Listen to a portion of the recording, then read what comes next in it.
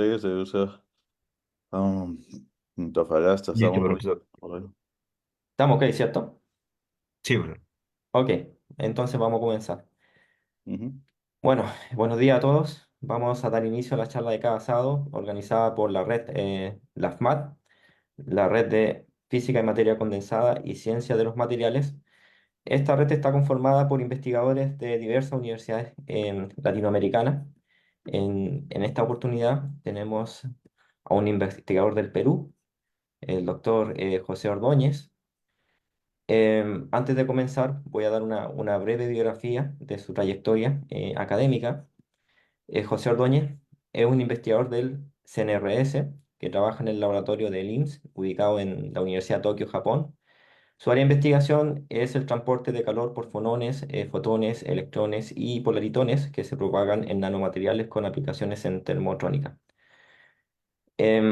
También trabaja mucho en temática asociada a la ecuación de transporte de Boltzmann y las ecuaciones de Maxwell del electromagnetismo. Son sus principales herramientas de modelado teórico.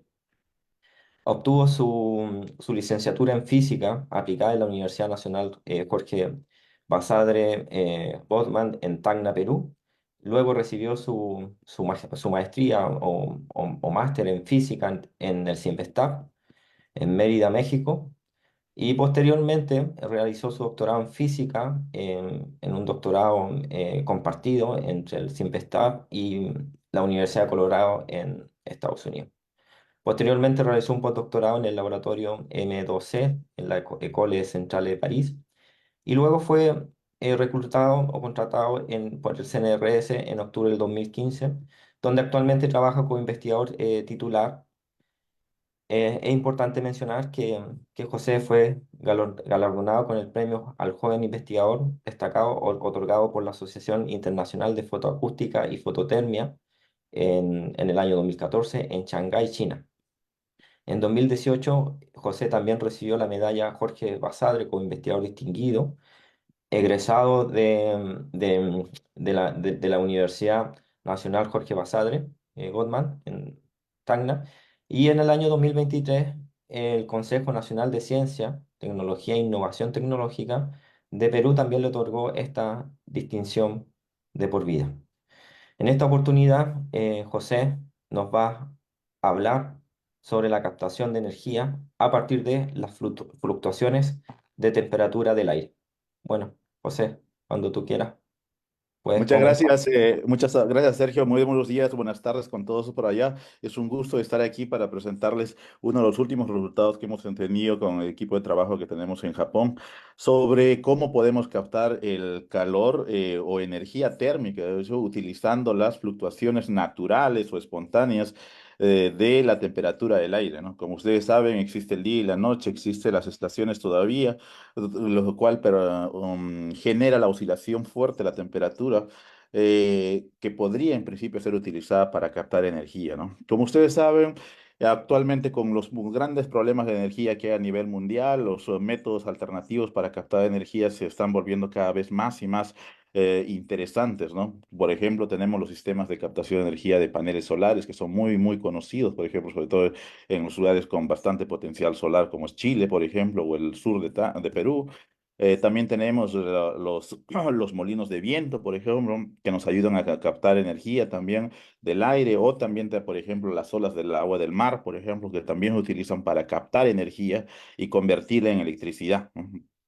Sin embargo, poco o nada se sabe de cómo podemos utilizar las fluctuaciones naturales de la temperatura del aire entre el día y la noche, por ejemplo, para captar energía que nos puedan, por ejemplo, ayudar a calentar nuestra casita o nuestro departamentito, o también para enfriarlo, porque no siempre necesitamos calentarlo, sino también necesitamos enfriarlo, ¿no? En otras palabras, necesitamos o nos gustaría poder captar energía del aire de manera natural en invierno, por ejemplo, y también poderla sacar de manera natural, por ejemplo, en verano, ¿no? Cuando no queremos que nuestra habitación esté caliente, sino que esté bien refrigerada, ¿no? Entonces, básicamente, en términos generales, el sueño que estamos persiguiendo es el siguiente, ¿no? ¿Cómo podemos captar energía o cosechar energía térmica, en este caso, aprovechando las fluctuaciones naturales de la temperatura del medio ambiente, ¿no? En palabras simples, nuestro sueño es, por ejemplo, si tenemos una ventana aquí, por ejemplo, de vidrio o de cualquier otro material, en verano, el sueño de verano que nosotros tenemos es poder sacar el calor de nuestra habitación hacia afuera de manera natural, ¿no? Entonces, esto evidentemente lo podemos hacer con una máquina con aire de aire acondicionado, ¿no? Lo podemos hacer de manera natural, pero para que funcione esa máquina necesitamos obviamente inyectar energía eléctrica, ¿no? Pero si podríamos hacerlo de manera natural, sin inyectar, sin conectar nada, eso es lo que estamos interesados y esto es nuestro sueño de verano, ¿no? Mientras que en invierno, la misma ventana nos gustaría aprovechar las fluctuaciones naturales de la temperatura exterior a la ventana para dejar de entrar calor, ¿no? Hacia nuestro cuarto, ¿no? Entonces, este es nuestro sueño, de hecho, ¿cómo podemos elaborar o desarrollar una ventana inteligente que nos permita sacar el calor en verano y entrar o meter calor en invierno hacia nuestra habitación, ¿no? ¿Cómo podemos hacerlo sin tener que conectar un aparato que funcione con electricidad, por ejemplo? Entonces, este es nuestro sueño y para eso lo que queremos ahorita es encontrar un material inteligente que pueda permitirnos hacer esto. El objetivo de esta charla es justamente mostrarles el principio físico que nos permitiría hacer esto y cómo podemos encontrar los materiales necesarios para tener esta ventana inteligente, ¿no? Entonces, voy a empezar primero hablando un poquito sobre los fundamentos de las ondas térmicas. ¿Qué son las ondas térmicas? Vamos a conocerlas en un momento más. Luego vamos a hablar de materiales cuya conductividad térmica depende de la temperatura, que vamos a ver que eso es algo muy interesante que nos permitiría en principio aprovechar esta dependencia para el objetivo de crear ventanas inteligentes. Luego vamos a cuantificar con los watts de cuánta energía podríamos hacer pasar a través de nuestra ventana mediante ondas térmicas para finalmente mencionarlas algunas conclusiones. Vayamos entonces al problema de base. ¿Qué son las ondas térmicas, no? Las ondas térmicas realmente no son más que fluctuaciones de temperatura que se pueden producir en el aire o dentro de un material sólido, ¿no? Por ejemplo, como el cobre, la plata o el cuarzo o el vidrio que nosotros tenemos en una ventana, ¿no? Entonces, por ejemplo, estas ondas normalmente se pueden generar, por ejemplo, iluminando un material con un láser de intensidad modulada, ¿no? Algo muy común actualmente en métodos experimentales, ¿no? Por ejemplo, que tenemos un láser de intensidad I0 que está modulada o está variando o oscilando con esta función coseno a través del tiempo, ¿no? Entonces, básicamente, esta modulación de la intensidad a través del tiempo es lo que genera ondas térmicas. Y estas ondas térmicas realmente están descritas por un perfil de temperatura, ¿no? En general, la temperatura para esta excitación, cuando nosotros queremos hallar la temperatura dentro de este material, por ejemplo, la temperatura en realidad va a tener dos componentes, ¿no? Una componente de estado estacionario, es decir, que no depende del tiempo, más otra componente que sí depende del tiempo, que está oscilando con la misma frecuencia que la excitación que ustedes ven acá y que tiene una amplitud teta que ustedes ven ahí, que es lo que nosotros llamamos la temperatura de onda térmica, ¿no? Estas dos componentes, psi y teta, están determinadas por la ecuación de difusión, una ecuación muy conocida en ciencias térmicas, que nos permiten calcular la temperatura, es decir, en este caso, las dos componentes de la temperatura. Pero como nosotros estamos interesados solamente en ondas térmicas, vamos a concentrarnos en la componente teta, ¿no? Cuando nosotros calculamos esta componente teta, en realidad es no solamente teta, sino también es teta exponencial y omega t, la parte real, porque es una cantidad física, por lo tanto tiene que ser una cantidad real. Cuando resolvemos esta ecuación para esta componente de onda térmica, encontramos que la temperatura está dada por esta ecuación de acá. Decrece exponencialmente a medida que nosotros ingresamos dentro del material y oscila con el tiempo y con la posición a través de esta función que ustedes ven ahí. El coseno de una función, ustedes saben que siempre está cambiando entre uno y -1, ¿no? Entonces, cuando nosotros obtenemos el promedio de esta temperatura, el promedio sobre un periodo, o sea, un periodo es 2pi sobre omega, calculamos el promedio y sin hacer el cálculo incluso uno puede darse cuenta que este promedio va a ser cero porque el promedio de la función coseno sobre un periodo es cero, ¿no? Entonces, quiere decir que la temperatura promedio de estas ondas térmicas es cero en realidad sobre un periodo, ¿no? Pero no estamos interesados tanto en la temperatura, sino estamos más interesados en el flujo de calor, es decir, en los watts, ¿no?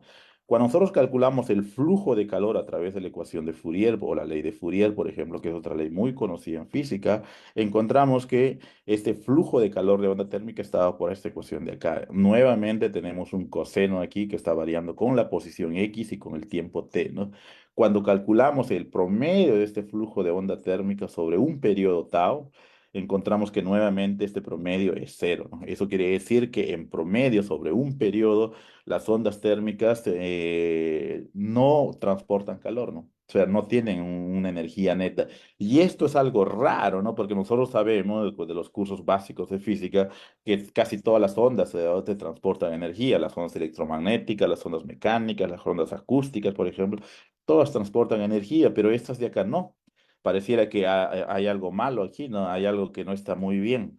Entonces, para entender un poquito más por qué las ondas térmicas en este caso no transportan energía aparentemente, podemos, por ejemplo, graficarlos, ¿no? Graficarlos. Aquí tenemos, por ejemplo, cómo van oscilando con el tiempo para diferentes posiciones. Por ejemplo, aquí es la posición de iluminación y aquí es donde se están propagando dentro del material, ¿no? Por ejemplo, si capturamos dos instantes de tiempo, por ejemplo, una cuando está así creciendo la temperatura y otra cuando está decreciendo, tal como lo vemos acá con la línea roja, podemos darnos cuenta que el flujo de calor, que no es más que la conductividad térmica multiplicado por la derivada de la temperatura con respecto a la posición, este flujo de calor va a ser igual en este instante de tiempo y en este instante de tiempo. ¿Por qué? Porque la forma de la temperatura es exactamente la misma, es decir, la derivada de la temperatura con respecto a la posición va a ser la misma, y la conductividad térmica también es la misma en este instante de tiempo y en este instante de tiempo, porque hemos asumido desde el inicio de que el material tiene una conductividad térmica que no cambia con el tiempo, ¿no? Es una suposición muy común que se hace casi a diario, ¿no? Entonces, bajo estas suposiciones, cuando la conductividad térmica no cambia con la posición, no cambia con el tiempo, entonces el flujo de calor en esta dirección y en esta dirección es igual y por lo tanto en promedio sobre un periodo encontramos que el flujo de calor se hace cero, ¿no? Entonces, aparentemente, esta es la razón por la cual es el flujo de calor es cero. Es decir, que el hecho de que la conductividad térmica sea constante, independientemente del tiempo y la posición, hace que el flujo de calor sobre un periodo sea cero. Eso nos lleva a una pregunta interesante, ¿no? ¿Y si la conductividad depende de la temperatura o del tiempo o de la posición, en ese caso el flujo de calor será cero? Ya no necesariamente, y acá lo podemos ver fácilmente desde un aspecto totalmente cualitativo o intuitivo sin hacer ningún cálculo, ¿no? Recordando que el flujo de calor nuevamente no es más que la conductividad multiplicado por la derivada de la temperatura. Entonces aquí podemos darnos cuenta, por ejemplo, para dos instantes de tiempo, cuando la temperatura tiene esta forma y esta forma, encontramos que, por ejemplo, cuando la temperatura tiene esta forma, aquí en la línea roja, azul, perdón, entonces aquí la temperatura es alta, ¿no? La temperatura es alta. Y para este caso, por ejemplo, cuando la conductividad térmica depende o crece con la temperatura, si la temperatura es alta aquí, la conductividad también va a ser alta y por lo tanto el flujo de calor va a ser grande. Entonces va a haber un flujo de calor grande en esta dirección. Para el otro instante de tiempo, cuando la temperatura es baja, entonces la conductividad también va a ser baja y por lo tanto el flujo de calor también va a ser pequeño y por lo tanto el flujo de calor en esta dirección va a ser pequeñito. Entonces, cuando vamos a obtener el promedio sobre un periodo, o sea, en este instante de tiempo y este instante de tiempo, vamos a darnos cuenta que el promedio ya no es cero, ¿no? Sino que va a tener un valor, en este caso, neto en esta dirección. Algo similar, evidentemente, puede pasar cuando la conductividad térmica decrece a medida que aumenta la temperatura, ¿no? Aquí lo podemos ver, en este caso, cuando la temperatura sea grande o alta, por ejemplo, la conductividad es baja, tal como lo vemos acá, y por lo tanto el flujo va a ser pequeño en esta dirección. Mientras que cuando la temperatura es baja, la conductividad es alta, por lo tanto el flujo también va a ser alto y por lo tanto vamos a tener un flujo en esta otra dirección. Entonces, algo muy, muy interesante, de hecho. Entonces, el flujo de calor puede crecer o decrecer, puede tener un valor neto no cero, cuando la conductividad térmica depende de la temperatura, ¿no? Es algo extremadamente importante. Y la pregunta es, bueno, ¿y qué materiales? No, no me va a salir con materiales muy exóticos, uno puede decir. Y realmente hay materiales muy, pero muy comunes que satisfacen estas condiciones, ¿no? Uno, por ejemplo, es el silicio, uno de los materiales favoritos en física de materiales, por ejemplo, el silicio, es muy conocido en electrónica, ¿no? Cuando nosotros graficamos la conductividad térmica del silicio como una función de la temperatura, encontramos que su conductividad cambia enormemente a través de este pico que ustedes ven aquí. Los puntitos negros son datos experimentales que ustedes pueden ver ahí, cambia muchísimo mismo. A 7 Kelvin, por ejemplo, tiene un valor de aproximadamente 2 3 por ejemplo, mientras que a 400 Kelvin normalmente tiene un valor incluso menor, ¿no? Nosotros normalmente estamos acostumbrados a ver la conductividad del silicio a 300 Kelvin, que es la temperatura ambiente, ¿no? Que es más o menos 150, ¿no?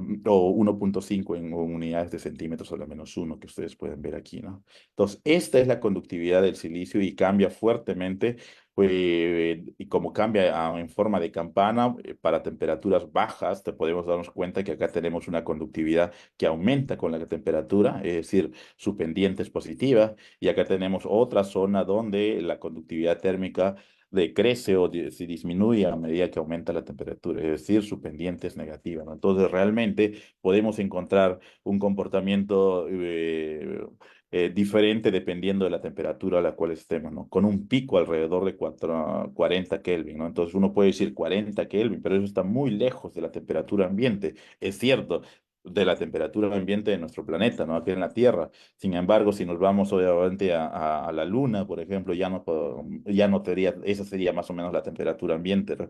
Entonces, por ahí, este material podría ser aplicado, por ejemplo, para misiones espaciales, para jugar con la energía térmica de ondas térmicas, ¿no?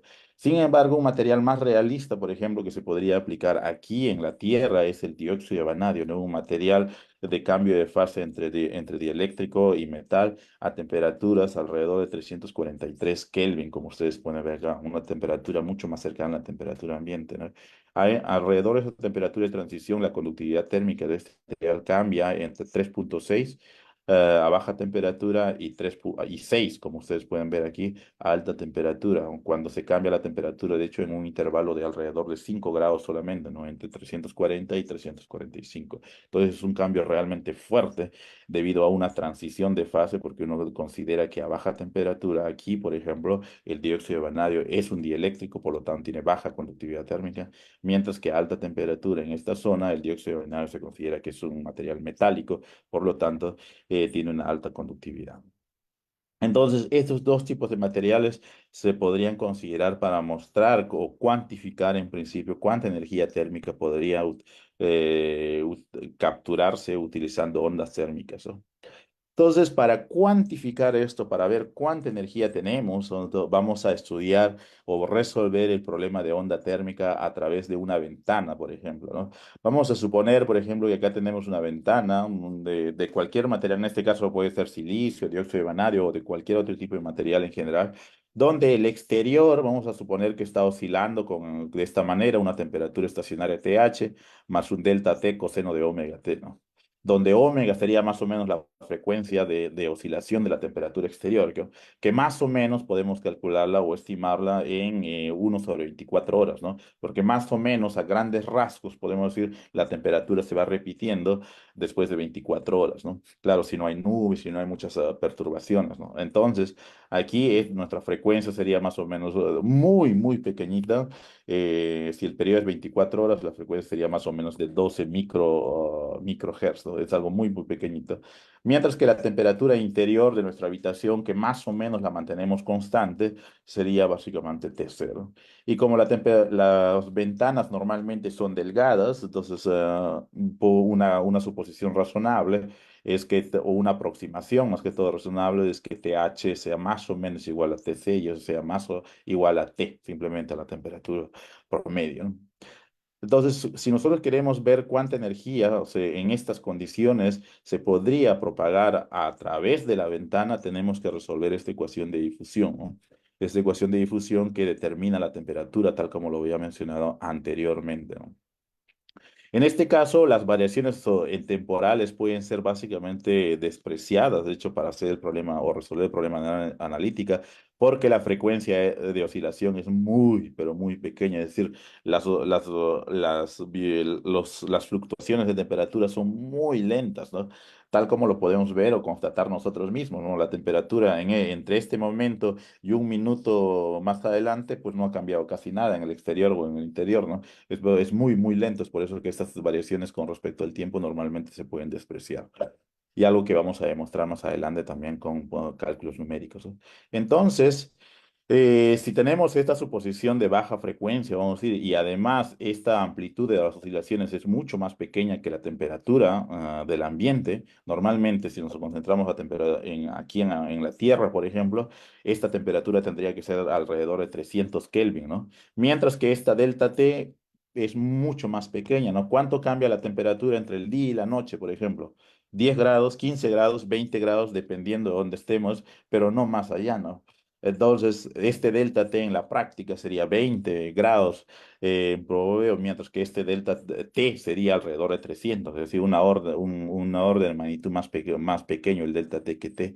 Entonces, bajo esta aproximación, entonces, o esta condición, uno puede encontrar que el flujo de calor en general, resolviendo esta ecuación muy sencilla, encontramos que el flujo de calor está dado por esta ecuación de acá, o esta integral que ustedes ven aquí, que se puede expandir evidentemente en una serie de Fourier, por ejemplo, así, porque delta t es mucho más pequeño que t, por lo tanto lo podemos expandir en una serie de Fourier, lo cual nos permite calcular el flujo de calor neto sobre un periodo, ¿no? Sobre tau en este caso sería 24 horas, ¿no?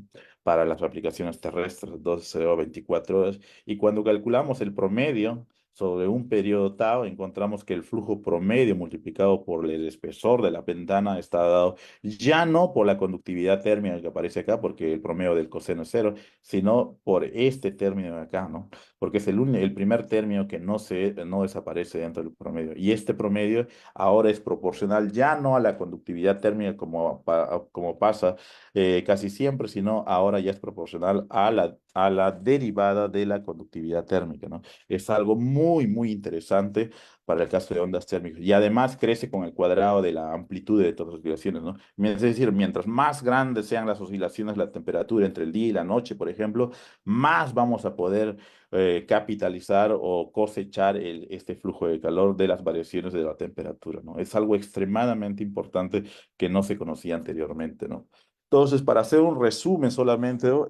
Podemos darnos cuenta aquí, por ejemplo, que de hecho acabamos de descubrir una nueva ley de conducción de calor, de hecho. La primera, bueno, para recordarles, obviamente, la ecuación clásica de conducción de calor, que es la ley de Fourier, que nos dice que el flujo de calor es proporcional a la conductividad térmica y a la derivada de la temperatura con respecto a la posición, ¿no? Y este flujo aparece siempre y cuando haya una diferencia de temperatura, ¿no? Entre TH y TC.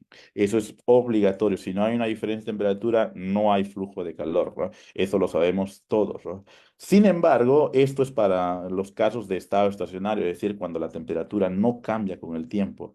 Aquí, que cambia con el tiempo de una manera periódica, este flujo de calor neto puede ser diferente de cero, incluso cuando TH es igual a TC y es igual a T, ¿no? Y en ese caso, de hecho, el flujo de calor ya no es proporcional a la conductividad térmica, como era aquí, sino ahora es proporcional a su derivada de la conductividad térmica con respecto a la temperatura. Y además lo podemos hacer crecer con el cuadrado de las amplitud de estas oscilaciones de temperatura, ¿no? Entonces, lo interesante aquí es de que este flujo de calor aparece incluso en ausencia de una diferencia de temperatura neta, ¿no? Porque podemos ver, si TH es igual a TC, por ejemplo, entonces el promedio de esa temperatura es TH, pero TH es igual a TC. Eso quiere decir que la temperatura promedio de este lado es igual a la temperatura promedio de este lado. Entonces, hay una diferencia de temperatura neta cero. Sin embargo, el flujo de calor no es cero, ¿no? Está dado por esta expresión de calor. Entonces, y esto es algo muy, muy importante, ¿no? Extremadamente importante. Además, el signo del flujo de calor, es decir, la dirección del flujo de calor está determinado por el signo de la derivada o de la pendiente de la conductividad térmica, algo extremadamente importante, ¿no? Y aquí lo tenemos nuevamente, entonces algo de eso nos recuerda el caso del silicio, ¿no? Que tiene esta conductividad térmica que ustedes ven aquí, ¿no? donde la línea azul también representa la derivada, ¿no? O la pendiente, o de la conductividad térmica. Entonces, aquí podemos darnos cuenta algo extremadamente interesante, ¿no? Si esta es la ley que rige el flujo de calor de ondas térmicas proporcional a la derivada de la conductividad, entonces acá sucede algo muy interesante. Fíjense acá. Aquí tenemos obviamente, este es nuestro sistema, lo recuerdo, esta es nuestra ventana, aquí está el lado exterior cuya temperatura está oscilando, mientras que este es el lado interior, sería la parte que está al interior de nuestra habitación, ¿no? Digamos, si por ejemplo estamos en invierno, por ejemplo, si estamos en invierno estamos a baja temperatura, ¿cierto? Baja temperatura significa aquí, para el caso del silicio, una pendiente positiva, ¿cierto? Una pendiente positiva. Entonces, si es una pendiente positiva, el flujo de calor aquí sería positivo también. Eso significa que el flujo sería desde la parte exterior hacia la parte interior de la habitación, ¿no? Que eso es exactamente lo que queremos, ¿no? Porque en invierno, es decir, a baja temperatura, lo que queremos es cosechar calor o energía térmica desde el exterior hacia el interior, ¿no? Y eso es exactamente lo que tenemos acá con un flujo de calor positivo, ¿no? Ahora vayámonos a verano, ¿no? En veranos tenemos alta temperatura, ¿no? Y para el caso del silicio, alta temperatura significa pendiente negativa, ¿no? Pendiente negativa aquí significa flujo de calor negativo. Eso significa que el flujo de calor fluye desde el interior hacia el exterior, ¿no? En verano. Y eso es exactamente lo que queremos, ¿no? En verano queremos sacar el calor de nuestra habitación y eso es exactamente lo que sucedería si utilizaríamos, por ejemplo, el silicio, ¿no? A alta temperatura la pendiente es negativa, por lo tanto el flujo de calor sería desde dentro hacia afuera. Y todo esto sin conectar el silicio a ningún enchufe, ¿no? Es decir, sería energía gratis, porque estas oscilaciones de temperatura aparecen de manera natural, no las tenemos que imponer. Entonces, es algo que aparece de manera natural en el ambiente. Entonces, aquí podemos ver que el principio físico de que podría permitirnos cosechar esta energía térmica de las fluctuaciones naturales del medio ambiente, obviamente, se empiezan a hacer realidad, ¿no? Se empiezan a hacer realidad a través del silicio, ¿no? Sin embargo, todavía existe acá la cuestión, oye, José, pero esto está pasando a 40K, ¿no? El medio ambiente está a 300K y tienen toda la razón del mundo, ¿no? Sin embargo, el principio físico aquí ya lo está demostrando, entonces necesitaríamos por el momento desarrollar un material que tenga un pico de conductividad alrededor de 300K, ¿no? Pero antes de ver esas posibilidades, vayamos, por ejemplo, qué es lo que está pasando con el flujo de calor, ¿no? Por cuántos watts nos podemos cosechar con el silicio, por ejemplo, ¿no? Por ejemplo, si ponemos una temperatura exactamente, o si la temperatura de este escenario que nosotros ponemos es 40K, esto es TH es igual a TC y es igual a 40, o sea, nos ubicamos exactamente en el pico de conductividad, encontramos que el flujo de calor Q básicamente tiene oscilaciones simétricas, ¿no? Entre más o menos más 1000 y menos 1000 watts por centímetro cuadrado que ustedes pueden. Entonces, cuando hacemos el promedio, pues básicamente va a salir cero, ¿no? Ahí se puede ver ya casi, casi sin hacer el cálculo. Entonces, y efectivamente, ¿por qué pasa eso? Porque la derivada, pues en el pico es cero, ¿no? La derivada del pico es cero y por lo tanto el flujo de calor es cero, tal como lo predice esta formulita, ¿no? Además, estos puntitos que ustedes ven acá no son datos experimentales, sino son datos que nosotros hemos obtenido utilizando esta ecuación de calor sin esta aproximación numéricamente utilizando COMSOL, ¿no? Uno de los programas favoritos muy fáciles de manejar. Entonces, aquí podemos darnos cuenta que la aproximación que hemos utilizado nosotros coincide perfectamente con la solución exacta predicha por COMSOL de manera numérica, ¿no? ¿Qué es lo que pasa, por ejemplo, si nos ubicamos a temperatura baja, es decir, por debajo del pico, a 20 Kelvin? En este caso, el flujo de calor, que ustedes pueden dar cuenta, varía, tiene sus valores positivos aquí, podemos ver más grandes que alrededor de 800, por ejemplo, son más grandes que sus valores negativos, ¿no? Los valores negativos aquí son alrededor de 250, menos 250. Entonces, eso haría que cuando obtengamos el promedio sobre un periodo, entonces el flujo de calor básicamente sea positivo, es decir, cambie o fluya desde la parte exterior hacia la parte interior, ¿no? tal como lo vimos anteriormente, que sería el caso de la configuración de invierno. Sin embargo, cuando la temperatura es elevada, decimos, vamos a decir, más allá del pico de la conductividad que ustedes ven acá, o sea, estamos aquí, por ejemplo, 60 grados sería aquí. Entonces, en este caso de alta temperatura, el flujo de calor varía o principalmente a través de valores negativos que ustedes pueden ver acá, más o menos menos 800, mientras que sus valores positivos están en 750, ¿no? Eso quiere decir que cuando obtengamos un promedio sobre un periodo completo, tendríamos un flujo de calor que es negativo principalmente, ¿no? Entonces, pero esto lo podemos evidentemente comprobar. Nosotros cuando obtenemos, como tenemos el flujo de calor para cualquier temperatura, entonces nosotros podemos calcular numéricamente este flujo que le estoy mostrando acá a través de las líneas azules. Y cuando calculamos el promedio, obtenemos este resultado de acá como una función de la temperatura, ¿no? Se pueden dar cuenta, por ejemplo, que para la 40 Kelvin, o sea, en el pico de la conductividad del silicio, el flujo de calor es cero, mientras que para temperaturas menores, el flujo de calor es positivo y para temperaturas mayores, el flujo de calor es negativo, ¿no? Tal como nos gusta, ¿no? Tal como lo necesitamos exactamente, porque significa, repito, baja temperatura, significa que estamos en invierno, por lo tanto, el flujo de calor es positivo, por lo tanto, el flujo de calor fluiría desde el exterior hacia el interior. Exactamente lo que necesitamos. Mientras que para alta temperatura acá, una temperatura más alta que 40 Kelvin, aquí tenemos aquí, el flujo de calor es negativo, por lo tanto, fluiría desde el interior hacia el exterior, ¿no? Que es exactamente lo que necesitamos en verano, ¿no? Sacar el calor de nuestra habitación y para enfriarla, ¿no? Para enfriarla más. Entonces, eso es exactamente lo que está pasando de manera natural, ¿no? Además, algo que es importante es de que este flujo de calor, ya sea positivo o negativo, se hace cada vez más y más importante a medida que nosotros aumentamos esta variación o esta amplitud de las oscilaciones de la temperatura, ¿no? Es decir, mientras más drástico sea el cambio de temperatura entre mediodía y medianoche, por ejemplo, entonces más vamos a poder cosechar el calor, ya sea para ah, traerlo desde el exterior hacia el interior o desde el interior hacia el exterior, ¿no? Entonces, algo muy, muy importante, ¿no?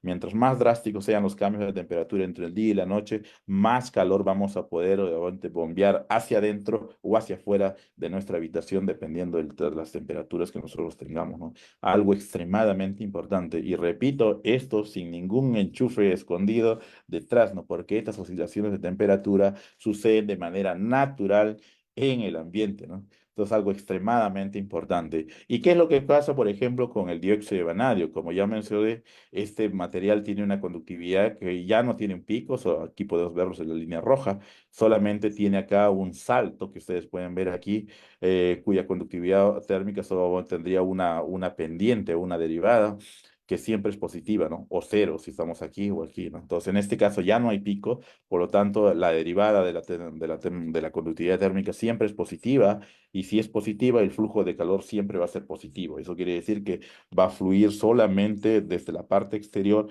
hacia la parte interior. Es decir, solamente podemos bombear calor desde el exterior hacia el interior con el dióxido de vanadio, ¿no?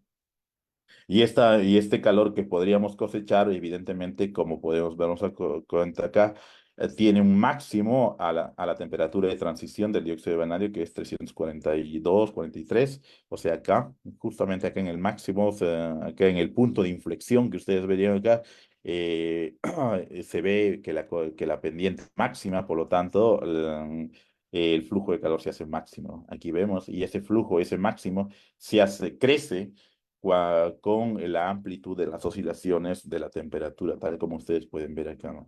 Entonces, algo extremadamente importante nuevamente, ¿no? Mientras más varíe la temperatura entre el día y la noche, más calor vamos a poder bombear desde el exterior hacia el interior de nuestra habitación de manera gratuita, ¿no?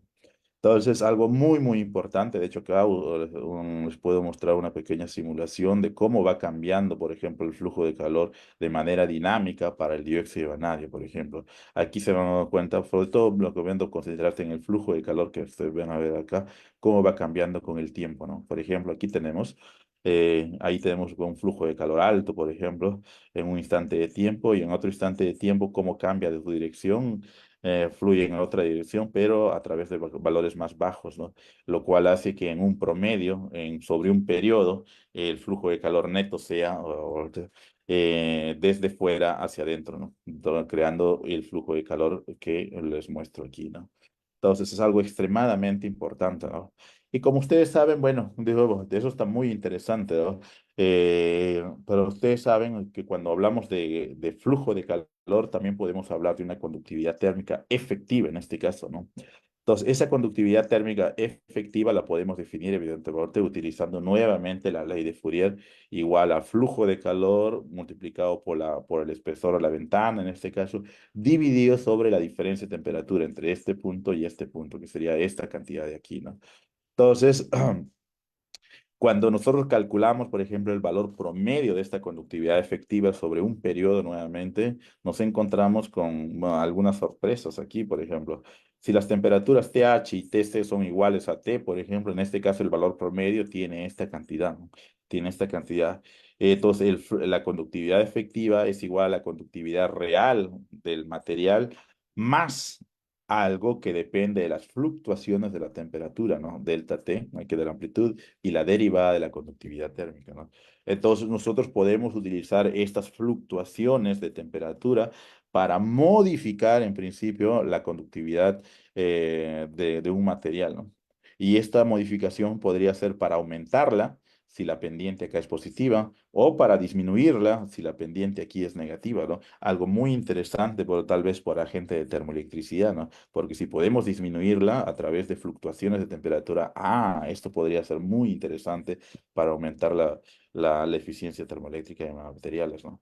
Sin embargo, cuando las temperaturas TH y TC son diferentes, por ejemplo, pero su diferencia es mucho más grande que el delta T, en este caso, esta aproximación lo hacemos para poder integrar analíticamente esta integral de aquí, encontramos que el flujo, que la conductividad efectiva igual está determinada básicamente por el flujo promedio que ustedes pueden ver aquí, menos algo que depende fuertemente de la segunda derivada de la conductividad térmica. Es decir, esta conductividad efectiva también podría ser más grande o más pequeña que la conductividad de un material.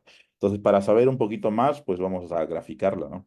Aquí, por ejemplo, tenemos la gráfica de la conductividad efectiva variando con el tiempo, pero lo que es más importante es cómo varía la conductividad efectiva promedio, ¿no? Sobre un periodo, que es eventualmente lo que nosotros podríamos medir en un experimento, ¿no? Como una función de la temperatura TH, por ejemplo. Aquí podemos darnos cuenta, por ejemplo, la línea negra que ustedes ven acá es la conductividad del silicio, por ejemplo, cuando tenemos una diferencia en temperatura de estado estacionario. Es decir, que acá tenemos una temperatura constante acá y otra constante acá, ¿no? Eso es lo que tenemos y es lo que les he mostrado anteriormente, ¿no? Luego tenemos la temperatura, la conductividad promedio sobre todo el material cuando tenemos nuevamente estado estacionario, ¿no? Pero ya esto ya es promedio, ya no es la conductividad en un punto, sino es la conductividad promedio. Y la línea verde que ustedes ven aquí, ¿no? Entonces ahí vemos que la conductividad promedio es más grande, de hecho, que la conductividad en un solo punto, que es la línea negra, ¿no? Sin embargo, cuando tenemos ondas térmicas, es decir, cuando la temperatura ya no es constante, ya no es de estado estacionario, sino que ahora está oscilando con una amplitud delta T de 10 o 15, por ejemplo, la conductividad térmica empieza a disminuir, ¿no? Empieza a disminuir. Poco, cierto, pero empieza a disminuir y esta disminución crece con la amplitud de estas oscilaciones, ¿no? Entonces, eventualmente podríamos utilizar esta disminución de la conductividad térmica para generar o para aumentar la eficiencia termoeléctrica de materiales, ¿no? Sin modificar la estructura interna del material, que es la estrategia que se está utilizando actualmente o que se ha estado utilizando actualmente por décadas. Por la gente que hace termoelectricidad lo sabe muy bien, ¿no? Sin embargo, aquí tendremos en principio una metodología para disminuir la conductividad térmica efectiva de materiales sin modificar la estructura interna del material. Solamente tenemos que excitar el material con una temperatura modulada en el tiempo, ¿no? Y esto en principio sería natural también porque si queremos, por ejemplo, rescatar o cosechar el calor excesivo generado por nuestros aparatos electrónicos, este calor obviamente está generado por la electricidad que fluye, ¿no? Y esta electricidad, que lo sabemos muy bien, es alterna, ¿no? Es decir, está oscilando con el tiempo. tiempo, ¿no? Eso significa que esa electricidad oscilando con el tiempo también genera una temperatura oscilando con el tiempo y por lo tanto generaría una conductividad efectiva que en principio podría ser menor que la conductividad efectiva que nosotros modelamos o calculamos en estado estacionario, ¿no? Entonces, de hecho, nosotros, debido a esta pequeña observación, estamos desarrollando lo que actualmente conocemos como termoelectricidad modulada. Entonces, ya no en estado estacionario, sino impulsada por temperaturas oscilando en el tiempo, ¿no? Pero es un tema de otra charla, tal vez, ¿no? Entonces, simplemente para concluir o antes de concluir les quiero mostrar acá algo muy interesante, ¿no? Uno puede decir, bueno, José, pero estás utilizando una excitación periódica, cosenoidal o sinusoidal, que es ideal, ¿no? Porque que la temperatura en el medio ambiente real, aquí en la Tierra, pues no oscila así, ¿no? Porque hay nubes, a un ratito sale el sol, se nubla, etcétera, etcétera. Y las oscilaciones son muy muy variadas, ¿no? Entonces, en ese caso, pero tienen toda la razón, ¿no? Sin embargo, nosotros podemos extender la validez de nuestro formalismo para prácticamente cualquier función periódica, ¿no? Oscilación periódica a través del día, ¿no? Entonces, incluyendo las nubes, tanta cosa. Sabemos que más o menos lo que sí podemos aceptar es que en un periodo de 24 horas más o menos la temperatura se vuelve a repetir, más o menos, ¿no? Entonces, algo que sí podemos aceptar. En este caso, independientemente cómo vaya variando la temperatura en el día. Entonces, como es una función periódica con unos periodos más o menos de 24 horas, entonces nosotros podemos expandirla cualquier función periódica en una serie de Fourier, ¿cierto? Que básicamente es una suma de senos y cosenos que ustedes pueden ver aquí, ¿no? Entonces, cualquier función periódica, incluyendo las perturbaciones de nubes o de cualquier otro efecto climático, nosotros podríamos expandirlo en general de esa manera. Es decir, la amplitud de estas oscilaciones de temperatura podría ser definida como un delta T, que sería la amplitud, y multiplicado por una función f, cuya forma en general tendría esta expresión, ¿no? En serie de Fourier, ¿no? Entonces, cuando nosotros calculamos el flujo de calor tal como lo hicimos anteriormente con esta pequeña integral, expandimos, tal como lo hicimos anteriormente, asumiendo obviamente que es delta T es mucho más pequeño que TH, lo cual es algo como razonable en la práctica. Entonces, si calculamos nuevamente el promedio, encontramos que el flujo total neto sobre un periodo está dado por su componente de estado estacionario, evidentemente que está ahí, que solamente desaparece cuando TH es igual a TC, más exactamente el mismo término que ya habíamos encontrado anteriormente, la pendiente, la conductividad térmica, el cuadrado de la amplitud de oscilaciones más o multiplicado por esta suma que depende de los coeficientes de esta función de oscilación que aparece en la serie de Fourier. Eso quiere decir de que en principio el flujo de ondas térmicas, o sea, de estas fluctuaciones de temperatura, se podría seguir cosechando incluso en presencia de nubes o perturbaciones climáticas que uno podría tener. En el caso de un seno o coseno, toda esta suma es uno, por supuesto, pero en el caso de que no sea así, no va a ser uno, sino que en principio esta suma va a ser algo menor que uno y por lo tanto va a disminuir este flujo máximo que nosotros podríamos cosechar para el caso de oscilaciones periódicas ideales a través de un seno o coseno. Entonces, ya para concluir, tendremos entonces un gran mensaje aquí para decir de que las ondas térmicas en principio, es decir, las ondas térmicas son fluctuaciones de la temperatura con el tiempo, ¿no? Estas fluctuaciones u oscilaciones de temperatura con el tiempo nos permiten cosechar, es decir, captar energía térmica de las variaciones de temperatura del ambiente, ¿no? Siempre y cuando el material tenga una conductividad que depende de la temperatura, ¿no? Este flujo de onda térmica está dado o está gobernado por esta simple ecuación que ya no depende de la conductividad, sino de su derivada sobre la temperatura, ¿no? Entonces aquí podemos ver los resultados cuantificados, por ejemplo, en watts para el silicio, por ejemplo, que nos permite bombear el calor hacia afuera o hacia adentro, dependiendo de la temperatura que nosotros tengamos, mientras que en el caso del dióxido de vanadio nos permite bombear el calor solamente hacia afuera, tal como ustedes lo pueden ver, perdón, hacia adentro, tal como se puede ver aquí con el signo del flujo de calor, ¿no? Es decir, aquí tenemos un gran potencial para realmente cosechar o captar energía térmica para calentar o enfriar nuestras habitaciones, nuestras casas, nuestros departamentos de una manera gratuita, simplemente utilizando las fluctuaciones naturales de la temperatura ambiental, ¿no? Lo que falta aquí, evidentemente, es el material ideal para empezar a construir las ventanas que nosotros queremos, ¿no? O sea, un material cuya conductividad térmica tenga un pico ya no a 40 como lo tiene el silicio, sino a 300, ¿no? Hasta alrededor de 300 Kelvin, ¿no? O a 20 grados Celsius, ¿no? Entonces, eso es lo que necesitamos, ¿no? Y para eso todavía estamos haciendo investigación para desarrollar materiales compuestos, en principio, a base del cuarzo, de hecho, que es el material básico para las ventanas, que nos permitirían, en principio, trasladar este pico de la conductividad alrededor de 300 Kelvin y mantener al mismo tiempo la transparencia que nos gusta tener, obviamente, para las ventanas, ¿no? Entonces, pero esto realmente es algo que estamos recién empezando de eso. Estamos muy abiertos a posibles colaboraciones que podamos tener para desarrollar esta nueva generación de materiales que en principio nos permitirían reemplazar o mejorar de las ventanas que nosotros utilizamos en nuestras casas de manera diaria. Entonces, los resultados de este trabajo, de hecho, lo hemos publicado en dos pequeños artículos. El primero, dedicado al dióxido de vanadio principalmente, y que ustedes pueden ver aquí, cómo podemos obtener un flujo de calor neto con una diferencia de temperatura igual a cero. Y aquí tenemos ya el caso del silicio, ¿no? Donde no solo podemos modular la dirección del flujo de calor en una u otra dirección, utilizando el pico de la conductividad térmica del silicio, ¿no? Es un trabajo que acabamos de publicar recientemente, así que está muy, muy, muy nuevo. Entonces, muchas gracias por su atención. Antes de terminar, quiero decirles que actualmente yo trabajo en el laboratorio LIMS del CNRS en la Universidad de Tokio.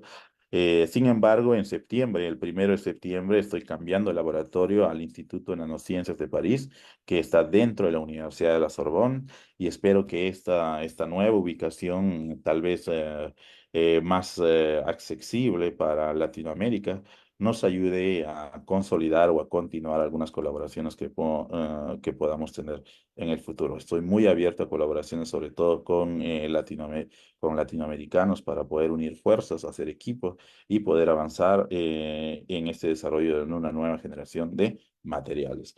Muchas gracias por su atención. Ahí tienen mis coordenadas y estoy muy abierto a cualquier pregunta que ustedes puedan tener. Gracias. Bueno, muchas gracias, José, por tu interesante charla. A Ujú, continuación vamos a dar lugar a la ronda de preguntas por parte de los panelistas. Vamos a comenzar con el doctor Alexander Hernández ujú. del Centro Atómico de Bariloche. Alexander. Perfecto. Hola José, ¿me escuchan? Hola, sí, fuerte y claro. Ujú.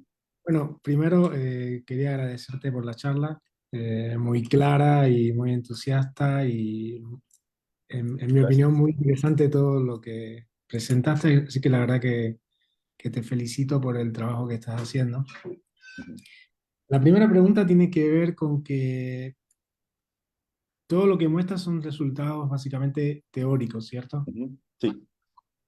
Eh, en la parte experimental, ¿han pensado o tienen planificado poder hacer algo experimental de esto?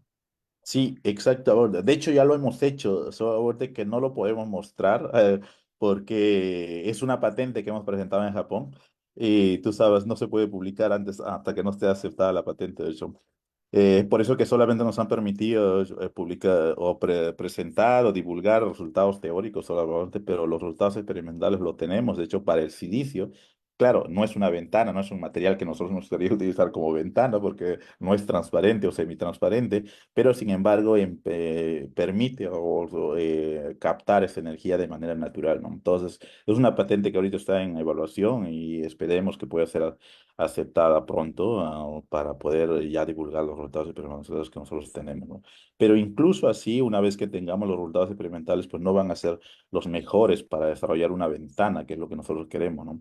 Porque es un material que no es transparente o semitransparente. Entonces, la búsqueda por un material semitransparente que tenga una transición alrededor de 300 Kelvin va a continuar y es algo que nos gustaría hacer en colaboración porque nosotros no somos tan fuertes. Nuestro punto fuerte no es tanto el desarrollo de materiales, sino el descubrimiento de efectos físicos como el que les acabo de presentar, ¿no? Entonces ahí necesitamos unir fuerza con gente mucho más experta que nosotros en ciencia y materiales que nos permitan eventualmente desarrollar un material que tenga un pico alrededor de 300 Kelvin y que sea semitransparente. O sea, si hicieron experimentos y no lo pueden mostrar es porque fueron resultados buenos, digamos. Claro, son resultados buenos que se han sometido para obtener una patente en la Oficina de Patentes de Tokio, ¿no? En Japón.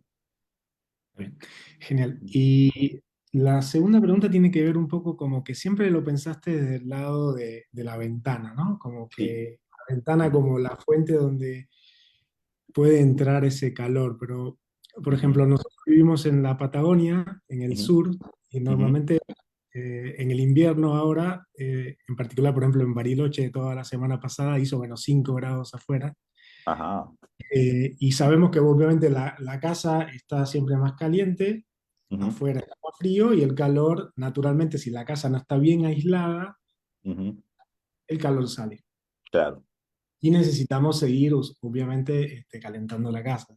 Ujú. Eh, ¿Lo han pensado también como aislante térmico, por ejemplo, para las paredes o algo que te permita al menos que ese calor, no, o sea, no solamente que el calor pueda entrar, sino que el calor de adentro de la casa, evitar que salga, que es el caso ideal que tenemos, ¿no? Como Claro. aislante térmico, pero pensado para toda la casa, serían las paredes. Ujú. Claro que sí, ¿no? Claro que sí, ¿no? Por ejemplo, vamos a ubicarse en el caso de Bariloche, ¿no? Cuando tenemos bajas temperaturas, vamos a decir, ¿no? En el exterior, ¿no?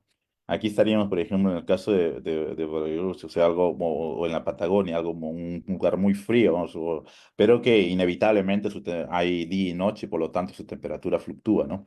Baja, pero fluctúa. Entonces, aquí estaremos en la parte exterior de la Patagonia, por ejemplo, con temperaturas fluctuando. Y acá tendríamos obviamente la temperatura en el interior que más o menos es constante, ¿no? Entonces, en este caso, lo podemos utilizar. En este caso, como afuera está frío y adentro está caliente, entonces lo que queremos es de que lo calientito que estamos en nuestra habitación no se vaya para afuera, ¿no? Entonces necesitamos un aislante, como tú dices, un aislante térmico, que tal vez lo podemos mejorar, ¿no? En esta configuración, frío afuera y caliente hacia adentro, en este caso, en el caso del silicio, por ejemplo, nos permite que frío afuera, mira, frío afuera, nos permitiría generar un flujo de calor hacia adentro, ¿no? Hacia adentro. Entonces, ¿por qué? Porque acá tenemos frío afuera significa baja temperatura y por lo tanto estaríamos aquí, en esta zona. Entonces, el flujo de calor es positivo. Por lo tanto, el flujo de calor en este caso fluiría desde el lado frío que tenemos acá, o sea, del exterior hacia el interior, ¿no? Entonces, básicamente, esta corriente de calor extra nos ayudaría obviamente a evitar o a contrarrestar de que el calor salga obviamente, desde el interior hacia el exterior, ¿no? Solo que básicamente tendríamos una corriente que está fluyendo desde el lado frío, repito, y no es no estoy midiendo muy bien mis palabras, está viendo desde el lado frío hacia el lado caliente, ¿no? ¿Por qué? Porque el flujo que estamos cosechando nosotros es el flujo de onda térmica, eso es el flujo de calor debido a las oscilaciones de temperatura, ¿no? Entonces, este flujo, entonces, en principio podría contrarrestar al menos la fuga de calor desde el interior hacia el exterior, ¿no? Utilizando silicio, ¿no? Sin embargo, pues este silicio, pues estamos a 40 Kelvin, ¿no? Tal vez necesitamos otro material que funcione más o menos alrededor de 5 o 0 Celsius, que sería ideal para la Patagonia, ¿no? Pero en principio sí, sí es cierto, aparte que este flujo de onda térmica en principio mínimamente nos podría ayudar a reducir la fuga, natural de calor que existe desde el lado caliente hasta el lado frío. Gracias. Y por Sí. último, Ujú, el punto de vista de las aproximaciones que hiciste ujú, para, o que sí. hicieron para obtener Ujú. los resultados. ¿Podrías un poco ver qué aproximaciones hiciste? O sea, qué, en todo este formalismo teórico, ¿no? ¿Qué Ujú. aproximaciones hay o en qué casos en particulares piensas que no se cumple o se cumple siempre? O, Sí, ¿me podrías- muy buena observación. Sí, de hecho hay dos aproximaciones fundamentales, ¿no? La primera es de que estamos a baja frecuencia, ¿no? Es decir, la temperatura oscila, pero no muy rápido, ¿no?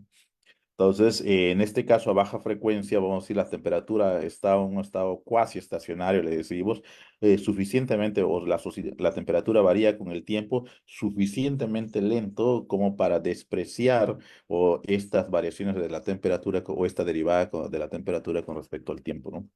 Entonces, eso normalmente pasa o para el caso del dióxido, perdón, para el caso del silicio, pasa para frecuencias menores a un Hz, ¿no? Para cualquier frecuencia menor a un Hz, uno puede decir esto es una muy buena aproximación. Y eso lo sabemos porque hemos comparado nuestras predicciones de nuestro modelo con las predicciones de COMSOL, que son los puntitos que tú ves aquí, donde no hacemos ninguna aproximación, y podemos darnos cuenta que encontramos una coincidencia perfecta, ¿no? Sin embargo, para frecuencias mayores a un Hz, entonces los puntitos ya no están tan superpuestos con la línea teórica que nosotros predecimos, por lo tanto, nuestra aproximación ya no es válida, ¿no? Pero sin embargo, como las fluctuaciones del medio ambiente tienen una frecuencia de fluctuación muy baja, del orden de las micras, de hecho, microhertz, entonces esta aproximación es prácticamente exacta, ¿no? Es la primera, ¿no? O sea, fluctuaciones de temperaturas lentas con el tiempo, ¿no? Es la primera aproximación. La segunda aproximación es de que la amplitud de estas oscilaciones de la temperatura son mucho más pequeñas que la temperatura promedio del cuerpo, ¿no? La temperatura promedio de este cuerpo, por ejemplo, es TH, ¿no? Y en este caso es igual a T. Entonces, normalmente, si queremos concentrados en la Tierra, esta T pues sería 300 Kelvin, mientras que esta delta T sería básicamente la diferencia de temperatura entre el día y la noche, ¿no? Entonces, que a grandes rasgos, vamos a decir, pues sería 20 grados más o menos, ¿no? Entonces, tal vez un poquito más, tal vez un poquito menos, pero no más de eso, ¿no?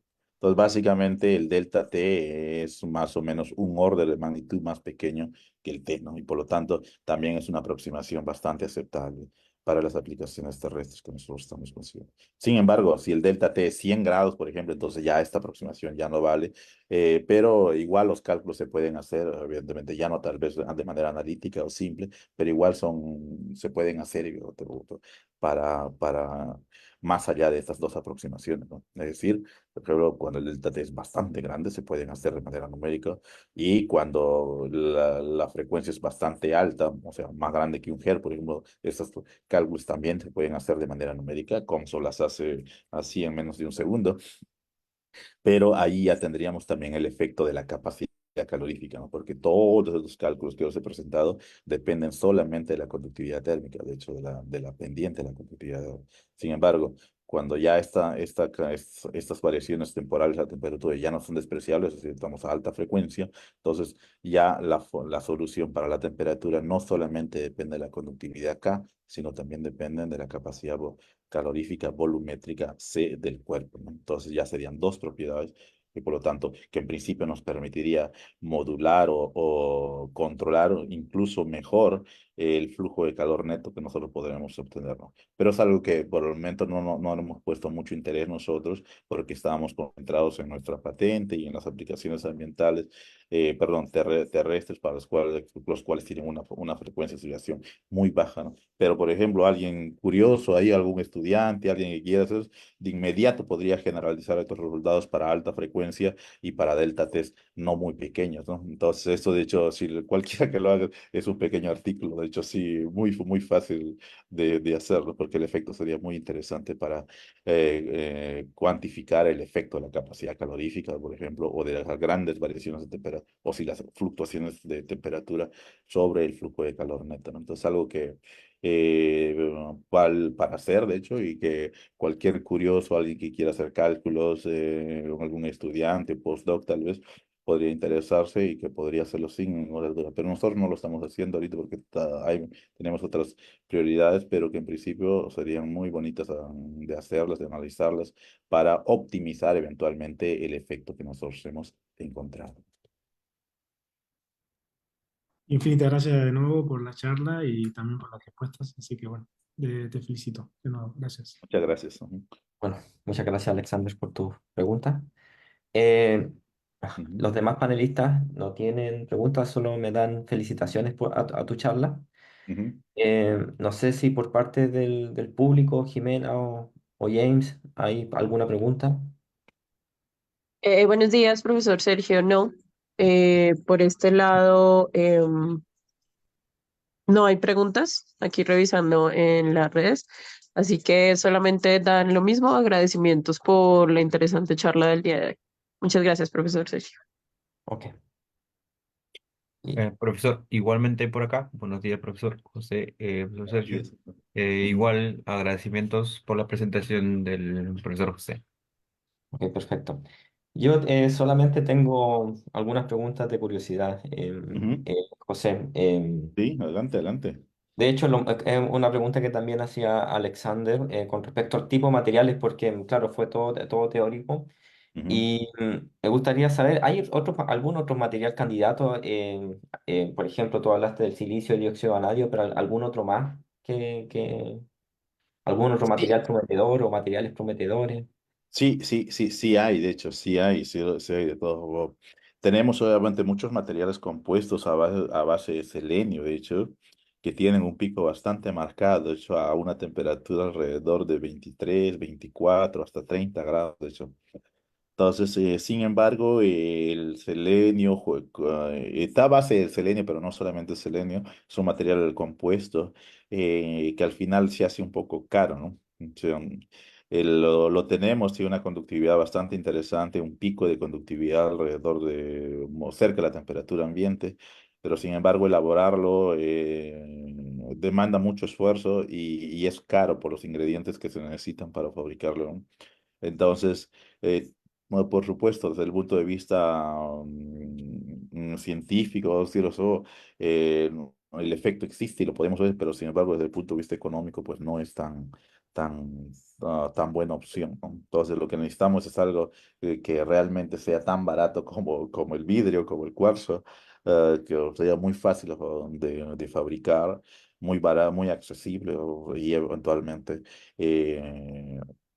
nos permita cosechar esta energía de manera gratuita, ¿no? Entonces, por el momento sabemos que el selenio podría ser una opción desde el mundo técnico, pero todavía no hemos logrado reducir costos. Entonces, ahorita estamos así en la búsqueda de materiales, de hecho, y queremos obviamente ideas o gente que nos ayude a buscar otro tipo de materiales que eventualmente podrían ayudarnos a hacer, a tener una propuesta viable económicamente para la fabricación de esas nuevas ventanas, ¿no? Porque imagínate, entonces yo creo que todo el mundo, ¿no?, querría una ventana básica o reemplazar una ventana que les permita cosechar el calor de manera gratuita, invierno o verano, y además eventualmente reducir las pérdidas de calor mejorando el aislamiento.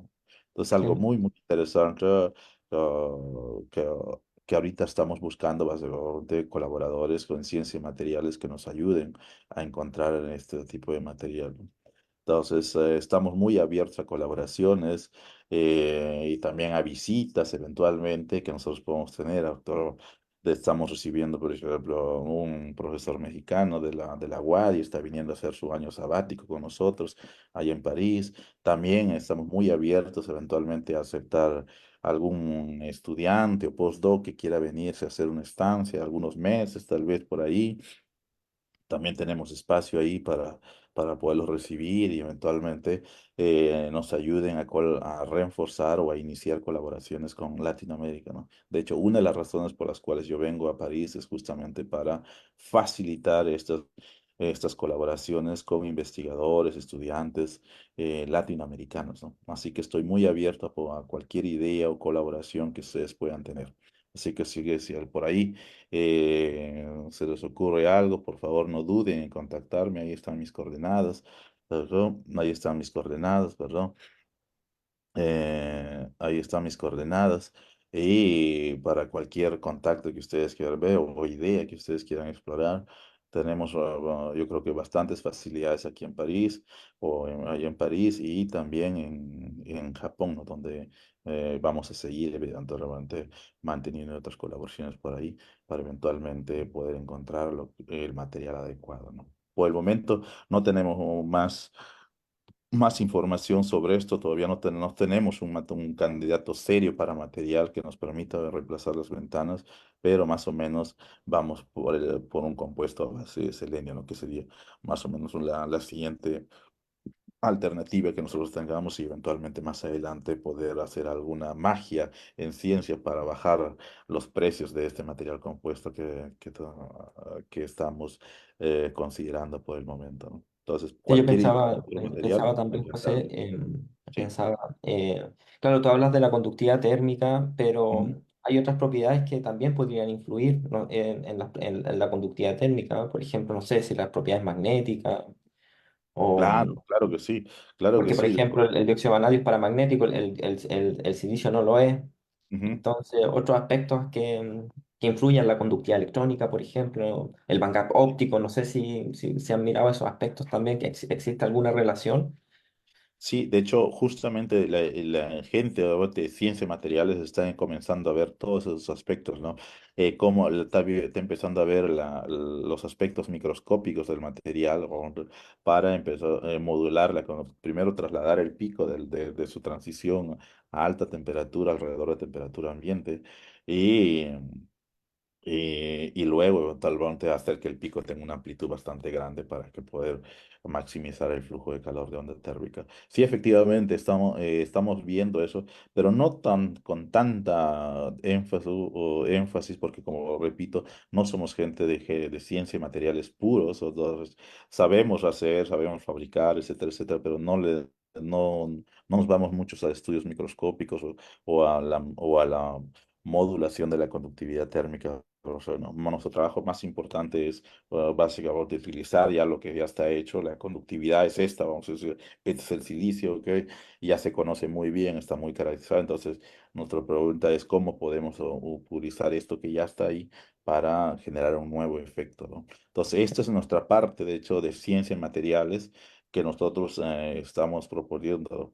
No, la otra parte que no presenté el día de hoy, pero que tú hablaste en mi presentación, es sobre cómo utilizar los polaritones, es decir, las ondas electromagnéticas superficiales, también para aumentar el flujo de calor. Entonces, pero esta es un área completamente nueva que estamos desarrollando también para nanomateriales, sobre todo para reducir el sobrecalentamiento de dispositivos electrónicos como los celulares, computadoras, televisores, etcétera. Pero es otro tema de investigación que también desarrollamos fuertemente donde sí tenemos incluso mucho más experiencia en eso, ¿no? Entonces, como tenemos múltiples ejes de investigación, a veces no le ponemos tanto énfasis en darle la,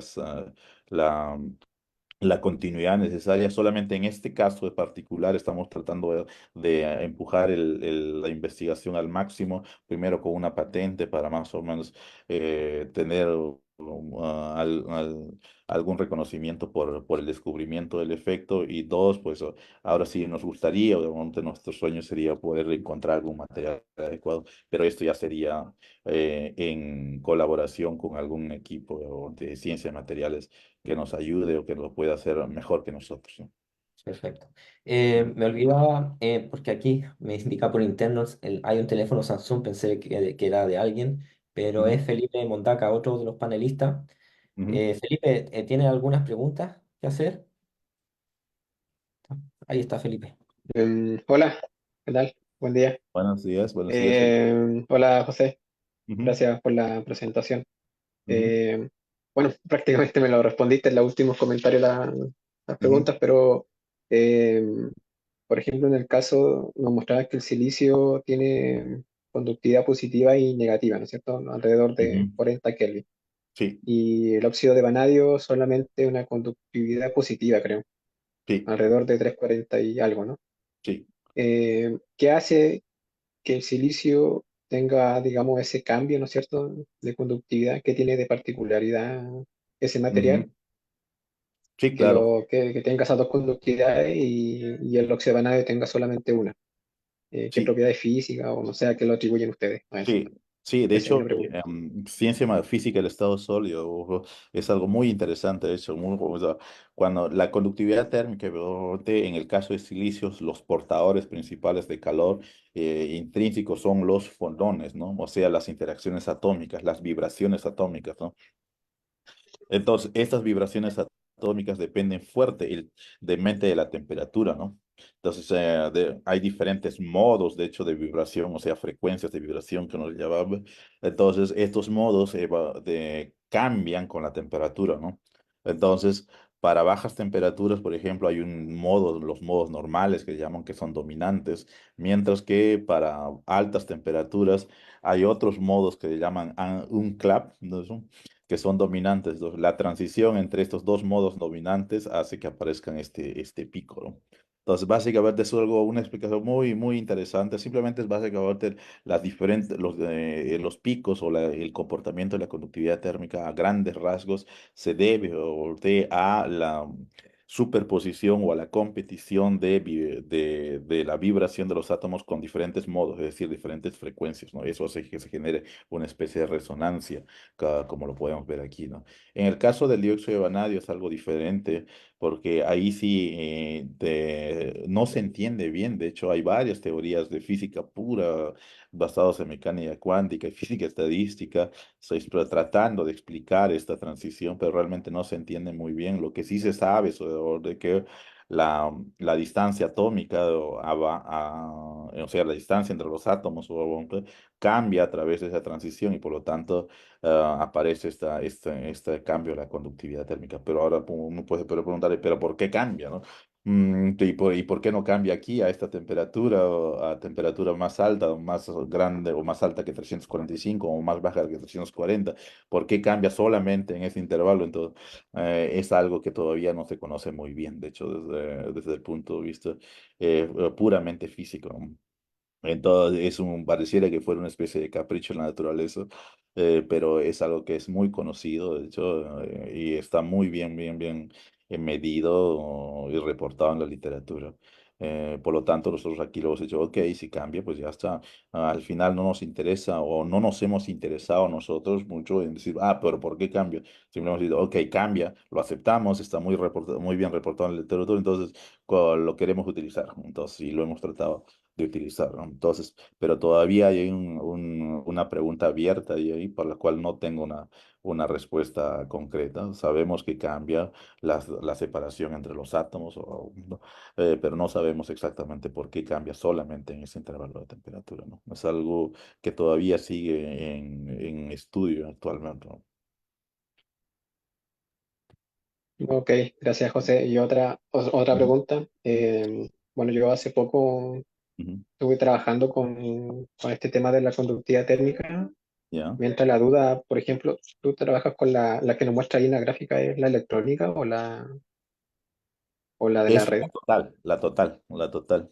Es la La conductividad. total. Ah, ya. Claro, exactamente, es la total. Ok. Es la que nosotros medimos a través de, bueno, nosotros no hemos medido esto, lo está reportado en la literatura. En el silicio, pues es un material archiconocido, archiestudiado, por lo tanto, los puntitos negros representan la conductividad experimental, es decir, la conductividad total que se mide del silicio, que prácticamente es la conductividad de fonones, ¿no? O sea, de vibraciones atómicas, porque como el silicio es prácticamente un dieléctrico o semiconductor, entonces la conductividad electrónica es muy baja. Ya, ok. Oye, y mi última pregunta. Por ejemplo, tú nos mostrabas el formalismo para encontrar todos estos parámetros. Ujú. Eh, y por ejemplo, para los materiales, bueno, por ejemplo, el DFT, Density Functional Theory, Ujú. eh, Sí, es posible calcular esta conductividad térmica utilizando las sí, ecuaciones de claro. Boltzmann, ¿no? También. Sí, claro, claro.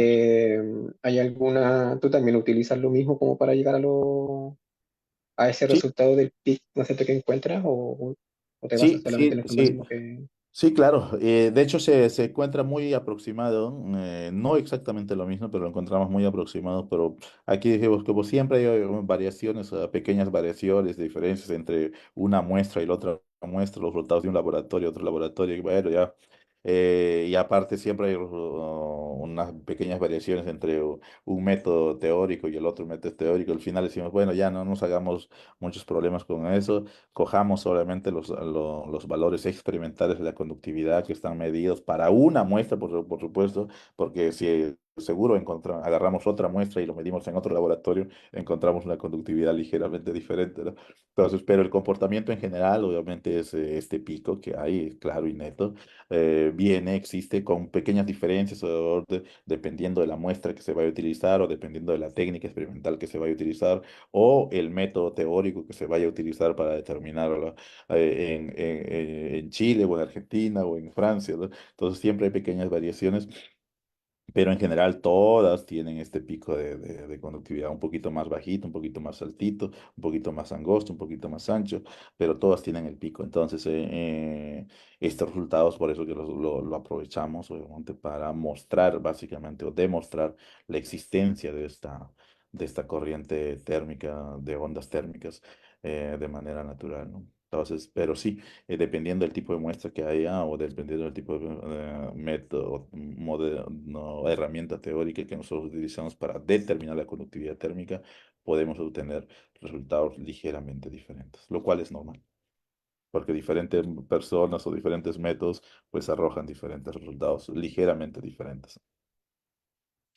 Ujú, Está bien.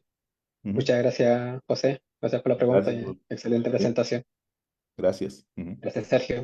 ujú. Muchas gracias, Felipe, por tus preguntas. Estamos llegando al final de la charla de hoy. ¿Algunas palabras finales antes de despedir o antes de terminar la charla, José? ¿Algo que quieras decir a la comunidad latinoamericana? Sí, claro. Yo creo que le quedo que, bueno, estoy contento de dar esta primera charla para esta red, ahorita, y que estoy muy, muy abierto ahorita, a posibles colaboraciones que podamos obtener con investigadores latinoamericanos, ¿no? Yo creo que aquí en Europa en general hay muchos investigadores de origen latinoamericano que estaríamos más que contentos de colaborar o de hacer equipo, obviamente, con los investigadores latinoamericanos que están trabajando en Latinoamérica, ¿no? Entonces, esta afinidad cultural o este origen común que nosotros tenemos, evidentemente, facilitaría o debería de facilitar nuestras colaboraciones, ¿no? Es por eso que yo estaría más que contento de poder colaborar, ya sea en teoría o en experimentos, en este tema o en algún otro tema de su interés, poder colaborar y poder hacer algo de motivar mucho más el desarrollo de la ciencia en Latinoamérica, ¿no? Así que cuenten conmigo para cualquier colaboración, idea, o estancia o visita que puedan hacer su interés para ustedes, ¿no? Aquí estamos, vamos a estar en París. Muy fácil, muy accesible para los latinoamericanos. Entonces, aquí estaremos muy abiertos y para cualquier colaboración que ustedes puedan estar interesados. Así que muchas gracias por la invitación. Estoy muy contento de poder colaborar con ustedes y espero poder seguir haciéndolo, ya sea a través de charlas o a través de otros canales, ya más de laboratorio de investigación. Muchas gracias por su atención y cuenten aquí con un amigo, con un cuate, como dicen en México, para cualquier iniciativa que se pueda presentar en el futuro cercano. Muchas gracias. Muchas gracias por tus palabras, José, Ujú, y muchas gracias también por tu presentación. Te voy a pedir ujú. que dejes de compartir, muy bien, Sí. y te voy a pedir a los panelistas que quedan que abran sus cámaras para despedir a José. Y bueno, Ujú. Claro, así nos conocemos hasta la más. próxima, José. Hasta la próxima, Esperamos verte Sergio, pronto. amigos, Alejandro, Chao, mucho gusto de verlos. Que estén muy Hasta bien. luego a chao, todos. bien. Hasta Chao, luego. chao. Chao, chao.